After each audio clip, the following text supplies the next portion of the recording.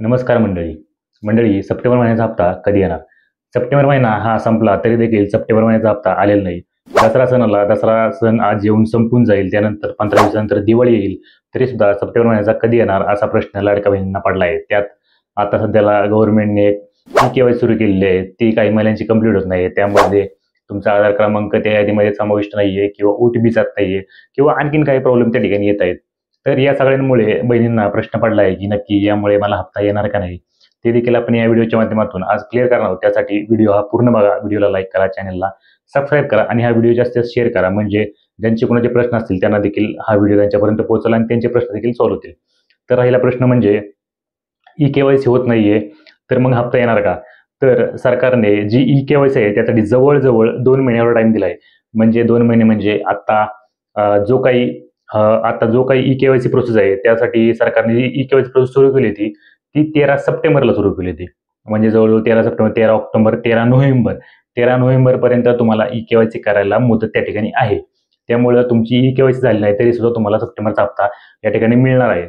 म्हणजे आता राहिला प्रश्न ई-के-वायचा तो मिटलेला आहे. दुसरा प्रश्न म्हणजे जे काही तुमचं ते ओ-टी-पी येत नाहीये किंवा त्यानंतर तुमचा जो काही तुमचा आधार क्रमांक आहे तो यादी समाविष्ट नाही असा मेसेज येत आहे.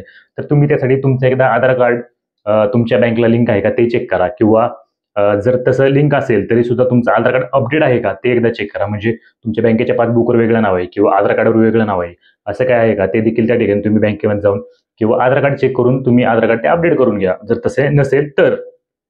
आणि जर काही प्रॉब्लेम असेल तर तो सध्याला साईडवर जास्त लोड असल्यामुळे येत आहे. त्यामुळे त्याची देखील काळजी करू नका. ते देखील तुमचा प्रॉब्लेम कालांतराने जसं संख्या त्या साईडवरची कमी होत जाईल, जसं के-वाय-सी बहुतेक प्रमाणात होईल, त्यानंतर तुम्हाला तसा प्रॉब्लेम येणार नाही. अजूनही आपल्याकडे भरपूर टाईम आहे, त्यामुळे त्याची चिंता करण्याची काही गरज नाहीये.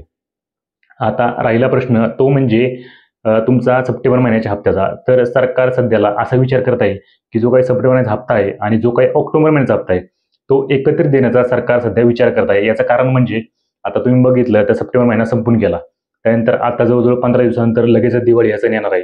जर सरकारने ह्या आठवड्यामध्ये तुम्हाला सप्टेंबरचा हप्ता टाकला तर त्यानंतर लगेचच 10-15 दिवसांनी दिवाळी येईल. मग त्याचं काय? त्यामुळे सरकार सध्याला जो काही ऑक्टोबर महिन्याचा हप्ता आहे आणि जो काही सप्टेंबर महिन्याचा हप्ता आहे हा तुम्हाला ऑक्टोबरच्या दुसऱ्या आठवड्यामध्ये म्हणजे जवळ-जवळ 10, 11, 12 या 3 तारखेपैकी कोणत्याही एका तारखेला तुम्हाला त्या ठिकाणी वाटप होण्यासाठी सुरुवात होणार आहे. त्यामुळे तुमचा सप्टेंबरचा हप्ता आणि ऑक्टोबरचा हप्ता हा तुम्हाला एकत्रितच या महिन्यात मिळण्याची या ठिकाणी शक्यता आहे. त्यामुळे लाडक्या बहिणीची जी दिवाळी आहे ती यावेळी नक्कीच आनंदात जाणार आहे. नक्कीच लाडक्या बहिणींना जो काही सप्टेंबरचा आणि ऑक्टोबरचा हप्ता आहे तो ₹3000 एकत्रित या ठिकाणी मिळणार आहे.